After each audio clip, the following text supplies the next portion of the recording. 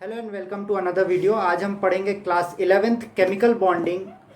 अब दूसरी बात ये करते हैं कि केमिकल बॉन्डिंग का जो फर्स्ट पार्ट है, जहाँ पे मैंने आयनिक बॉन्ड और कोवेलेंट बॉन्ड मतलब टाइप्स ऑफ बॉन्ड पढ़ा है, वो पहले ही एक वीडियो में डिस्कस किया जा चुका है, जिसका लिंक मैं नीचे दे दूंगा। तो अब हम स्टार्ट करते हैं सबसे पहले टॉपिक कि हमें क्या क्या पढ़ना है। यहाँ पे आज हम पढ़ेंगे bond parameters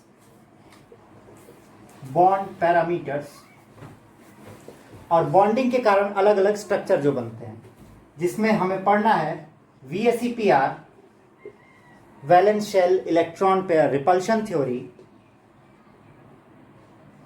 MOT molecular orbital theory, और चौथा VBT that is valence bond theory और इनके फेलियर। ये सब जो टॉपिक्स हैं ये आपको बताते हैं कि कैसे हम किसी इनऑर्गेनिक मॉलिक्यूल का स्ट्रक्चर डिसाइड करते हैं। उसके साथ साथ ये आपके academic as well as entrance exams के लिए भी बहुत ज़्यादा इंपॉर्टेंट है। तो आइए स्टार्ट करते हैं।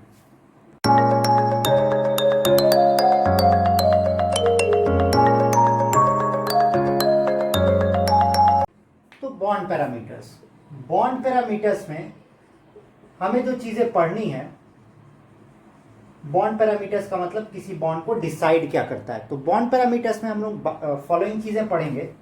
सबसे पहली चीज़ बॉन्ड लेंथ,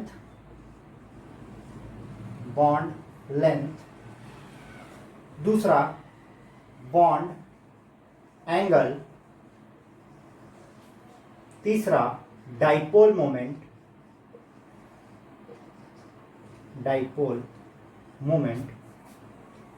और जो चौथा और लास्ट है वो बॉन्ड या फिर आप कह सकते हैं लैटिस एंथैल्पी। ये जब आपके एकेडमिक्स मतलब कि आपके एग्जाम्स में आते हैं तो इनका डेफिनेशन कभी कभी आपको लिखने को देता है। तो बात करते हैं इनकी। सबसे पहले आता है बॉन्ड लेंथ। जब कोई दो एटम्स आपस में बॉन्ड बनाते हैं, for example carbon and nitrogen, तो इन दो बॉन्ड के बीच की दूरी मतलब इसके एटम के न्यूक्लियस से इसके एटम के न्यूक्लियस की दूरी को बॉन्ड लेंथ कहते हैं, जिसको हम लोग कहीं कहीं एटॉमिक रेडियस के नाम से भी जानते हैं। अब अगर आगे की बात हम करें कि बॉन्ड लेंथ किस तरीके से इफेक्ट होता है, तो अगर सिंगल बॉन्ड होगा, सिंगल बॉन्ड का बॉन्ड लेंथ हमेशा ज्यादा होगा डबल बॉन्ड से, डबल बॉन्ड, और इसका बॉन्ड लेंथ ज्यादा होगा ट्रिपल बॉन्ड से। इसके बाद अगली चीज आती है बॉन्ड एंगल। बॉन्ड एंगल का मतलब होता है, अगर हम वाटर की बात करें तो सेंट्रल एटम और उससे जुड़े हुए बाकी एटम्स के बीच जो एंगल होता है उसे हम कहते हैं बॉन्ड एंगल। बॉन्ड एंगल कुछ ऐसा होता है, मतलब इस तरीके से अरेंज होता है कि वो रिपल्शन को कम से कम कर सके। इसका मतलब अगर हमारे पास दो एटम्स हैं और ये सेंट्रल एटम के साथ ऐसे जुड़े हैं, तो ये बॉन्ड एंगल कुछ ऐसा रहेगा कि रिपल्शन को कम कर सके। इसके बाद अगली चीज आती है डाइपोल मोमेंट। इसके बारे में हम आइए बात करते हैं। अगली जो हम बात करने जा रहे हैं वो है डाइपोल मोमेंट और लैटिस एंथैल्पी। जब भी कोई कोवेलेंट बॉन्ड बनता है, फॉर एग्जांपल सबसे कॉमन हमारे पास क्या है, वाटर। तो अगर हम बात करते हैं वाटर की, H2O, तो यहाँ पे हम देखते हैं कि जो बॉन्ड है वो कोवेलेंट बॉन्ड है। और ये कोवेलेंट बॉन्ड जब भी होता है तो यहाँ पे इलेक्ट्रोनेगेटिविटी का डिफरेंस होता है। इलेक्ट्रोनेगेटिविटी वो पावर होती है जिससे कोई भी element bonded pair of electrons अपनी तरफ खींचता है। तो यहाँ पे ऑक्सीजन हाइड्रोजन से ज़्यादा इलेक्ट्रोनेगेटिव है। इसके साथ ही मैं आपको इलेक्ट्रोनेगेटिविटी का ऑर्डर बता देता हूँ जो आपको हमेशा याद रखना होगा। Fluorine, oxygen, nitrogen, chlorine, bromine, iodine, sulphur and carbon. इसको हिंदी में आप लिख सकते हैं फॉन्कल ब्रिस्की। इससे आपको याद करने में आसानी होगी। तो यहाँ हम देखते हैं ऑक्सीजन के पास लोन पेयर है। लोन पेयर वो इलेक्ट्रॉन होता है जो बॉन्ड में पार्ट नहीं लेता है। तो ऑक्सीजन यहाँ पे ज़्यादा इलेक्ट्रोनेगेटिव है, तो ये बॉन्डेड पेयर ऑफ इलेक्ट्रॉन्स को अपनी तरफ खींचेगा, जिसके कारण इस पे पार्शियल नेगेटिव चार्ज बनेगा और हाइड्रोजन पे पार्शियल पॉजिटिव चार्ज। अब यहाँ पे पोल का बनना, और वो इन पोल का बनना कहलाता है पोलैरिटी। और क्योंकि दो पोल्स बन रहे हैं प्लस और माइनस, तो इसको कहेंगे डाइपोल और इसके कारण जो इलेक्ट्रॉन है, अगर हम पूरे एटम की बात करें तो एक पूरा एटम नॉर्मली न्यूट्रल होता है। अब क्योंकि एक साइड माइनस चार्ज बन गया है तो ये पोलर हो जाएगा और माइनस चार्ज और प्लस चार्ज ऐसा कुछ ये स्ट्रक्चर बना लेगा ओवरऑल मॉलिक्यूल। तो इसी चीज को हम लोग डाइपोल मोमेंट कहते हैं, जो कि म्यू से शो किया जाता है। अगली चीज आती है लैटिस एंथैल्पी। जब हम लैटिस एंथैल्पी की बात करते हैं तो मान लीजिए हमें बनाना है सोडियम क्लोराइड। तो सोडियम हमेशा सॉलिड फॉर्म में होता है, तो सोडियम को सॉलिड फॉर्म से गैसियस फॉर्म में कन्वर्ट करने में, और क्लोरीन हमेशा मॉलिक्यूलर फॉर्म में होता है इन गैसियस फॉर्म में, तो इसको मॉलिक्यूल से एटम के फॉर्म में कन्वर्ट करने में, एटम क्लोरीन एटम, और फिर इसको Na+ मतलब सोडियम आयन और इसको क्लोरीन आयन में कन्वर्ट करने में, और इनके बाद Na और Cl के बॉन्ड को बनाने में, NaCl को बॉन्ड को बनाने में जितनी एनर्जी लगेगी उसे हम नाम देते हैं लैटिस एंथैल्पी। अब आगे हम बात करते हैं अलग अलग बॉन्ड की और अलग अलग स्ट्रक्चर की। जब भी कोई इनऑर्गेनिक मॉलिक्यूल्स बनते हैं तो उनके स्ट्रक्चर बताने के लिए, जैसे मैंने वीडियो के स्टार्टिंग में बताया था, 3 चीज़ें इस्तेमाल होती हैं। सबसे पहले आया VSEPR, जिसे हम कहते हैं valence shell electron pair repulsion theory. उसके बाद आया मॉलिक्यूलर ऑर्बिटल डायग्राम और फिर वैलेंस बॉन्ड थ्योरी। तो आइए बात करते हैं valence shell electron pair repulsion theory की। तो जब हम बात करते हैं valence shell electron pair repulsion theory की, तो जैसा कि नाम से लग रहा है, यहाँ पे वैलेंस शेल के इलेक्ट्रॉन्स ही डिसाइड करेंगे कि क्या होगा मॉलिक्यूल का स्ट्रक्चर। तो पहले बात करते हैं वैलेंस शेल में कितने टाइप के इलेक्ट्रॉन्स होते हैं। पहला जो टाइप का इलेक्ट्रॉन हो सकता है वो हो सकता है लोन पेयर, और दूसरा होता है बॉन्ड पेयर। और valence shell electron pair repulsion theory दी गई थी नाइहॉल एंड गिलेस्पी के द्वारा। इन्होंने दिया था आपका valence shell electron pair repulsion theory. तो जब इसकी बात करते हैं तो valence shell electron pair repulsion theory, जिसे हम VSEPR भी कहते हैं, इनका मानना है कि जब भी हमारे पास कोई भी मॉलिक्यूल्स होंगे, मान लीजिए वाटर ही है, तो इनके पास या तो लोन पेयर होगा या तो बॉन्ड पेयर होगा। और ये लोन पेयर बॉन्ड पेयर के बीच रिपल्शन होता है क्योंकि दोनों सेम चार्ज हैं, दैट इज इलेक्ट्रॉन्स।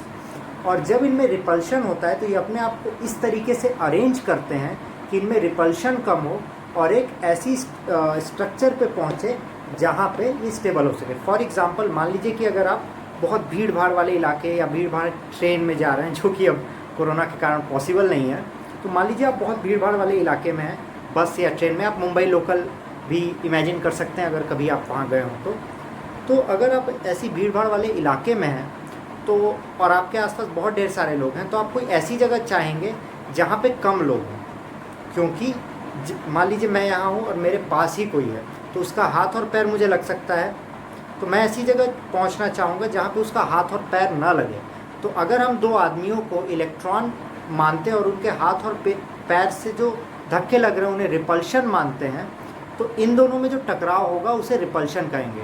और जैसे हम चाहते हैं कि हम ऐसी जगह पे पहुँचे जहाँ रिपल्शन कम हो, वैसे एलिमेंट्स भी चाहेंगे वो ऐसी जगह पहुँचे जहाँ इलेक्ट्रॉन्स के बीच रिपल्शन कम हो। तो यहाँ पे जब बात आती है तो सबसे ज़्यादा रिपल्शन जो होता है वो हमेशा होता है lone pair and loan pair में। उसके बाद जो रिपल्शन होता है वो होता है बॉन्ड पेयर और लोन पेयर में, और सबसे कम रिपल्शन यहाँ देखा जाता है बॉन्ड पेयर और बॉन्ड पेयर में। इसके बाद valence shell electron pair repulsion theory का पहला पॉइंट आप ये लिख सकते हैं। दूसरा पॉइंट जो कि मैंने अभी आपको बताया कि molecules tend to occupy those positions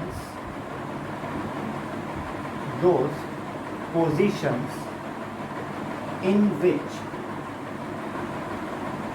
they are stable। मतलब ये ऐसी कंडीशन में पहुंचना चाहेंगे जहां पे ये स्टेबल हो। तो VSEPR थ्योरी ने 2 कंडीशन की बात की, जब सिर्फ बॉन्ड पेयर हो और जब लोन पेयर और बॉन्ड पेयर दोनों हो। तो ये स्टार्ट करते हैं इनके स्ट्रक्चर से। तो सबसे पहले आता है Ab2 टाइप का मॉलिक्यूल। Ab2 मतलब एक सेंट्रल एटम और उसके साथ दो अलग एटम जिन पे सिर्फ बॉन्ड पेयर होगा। फॉर एग्जांपल BeCl2, इसका मैं यहाँ बना भी देता हूँ। बेरिलियम के पास 2 इलेक्ट्रॉन और क्लोरीन के पास 7 इलेक्ट्रॉन।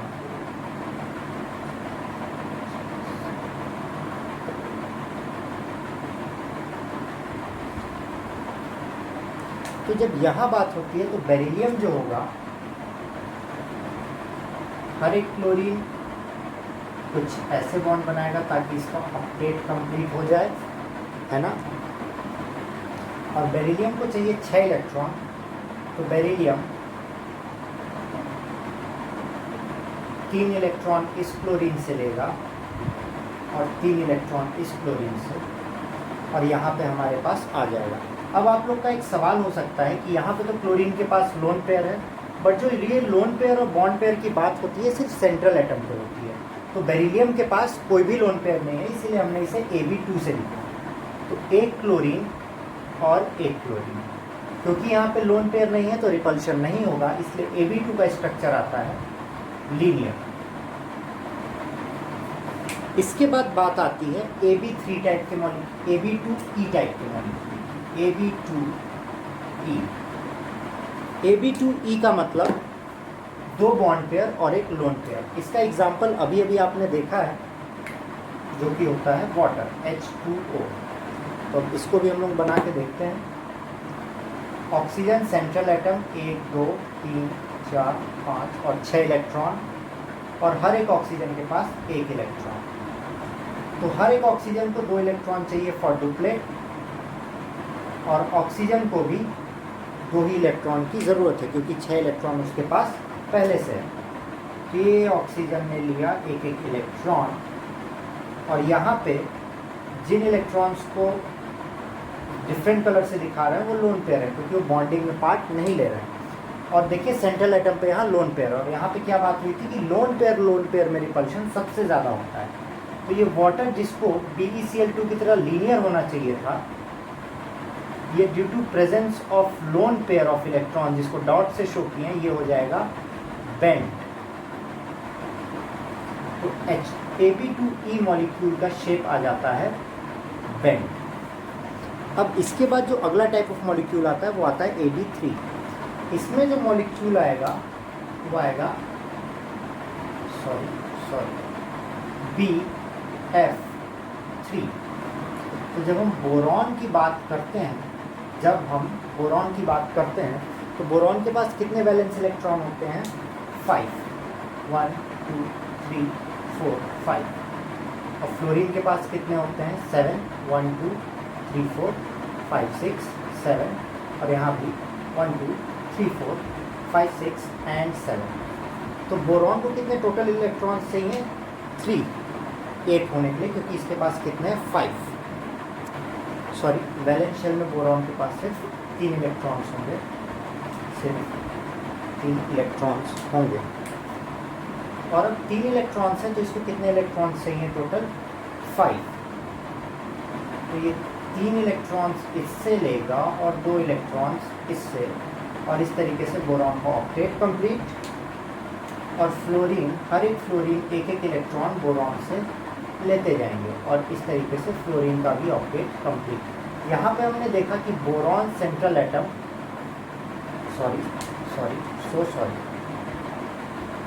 एक और फ्लोरीन है हमारे पास, और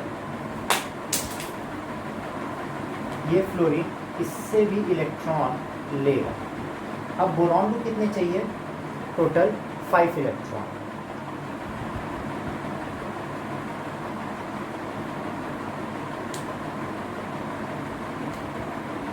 टोटल 5 इलेक्ट्रॉन। तो इसने 1 इलेक्ट्रॉन इस फ्लोरीन से लिया, 1 इससे लिया और 2 इससे लिया। इस तरीके से BF3 में बोरॉन के ऊपर कोई भी लोन पेयर नहीं है, और यहाँ पे 1 2 और तीसरा फ्लोरीन यहाँ पे। अगर इसको हम ड्रॉ करते हैं, अगर इसको हम कनेक्ट करते हैं, तो ये कुछ ऐसा आएगा। जो कि हमें दिख रहा है ट्राइगोनल प्लेनर, ट्राइगोनल प्लेनर। पर अगर हम बात करते हैं ऐसे मॉलिक्यूल की जहाँ पे सेंट्रल एटम के पास लोन पेयर होता है, जैसे कि हमारा NH3, जैसे कि हमारा क्या Ab3E NH3, तो यहाँ पे नाइट्रोजन के पास 7 मतलब 5 इलेक्ट्रॉन, और हर एक हाइड्रोजन के पास एक एक इलेक्ट्रॉन। तो हर एक हाइड्रोजन एक इलेक्ट्रॉन नाइट्रोजन के साथ शेयर कर रहा है, कुछ ऐसे। और नाइट्रोजन को चाहिए 3 इलेक्ट्रॉन, तीनों से एक एक इलेक्ट्रॉन लेना स्टार्ट कर देगा। अब जो नाइट्रोजन का स्ट्रक्चर ऐसा ही कुछ होना चाहिए, पर क्योंकि इसके पास लोन पेयर है, और लोन पेयर भी एक ऑर्बिटल बनाता है ना, लोन पेयर भी क्या करता है, एक ऑर्बिटल बनाएगा, जिसके कारण वहाँ से भी हम लोग ये डॉटेड लाइन को कनेक्ट करेंगे। और माना कि ये लोन पेयर है, लोन पेयर का ऑर्बिटल। तो अगर इसे हम कनेक्ट करते हैं तो ये कुछ ऐसा होगा।